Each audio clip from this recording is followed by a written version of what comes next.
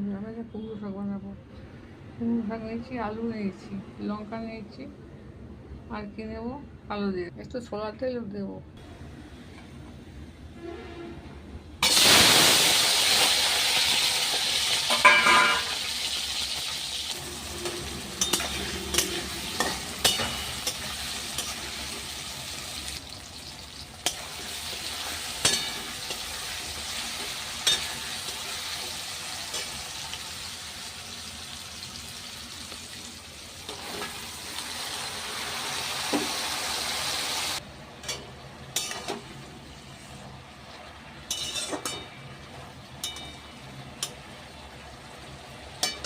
তুমি আবার দেখা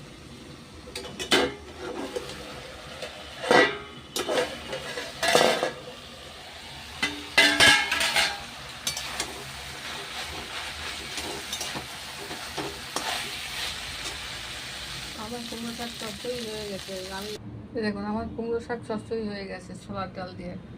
কীরকম হয়েছে ভালো লাগলে আপনারা লাইক শেয়ার করবেন।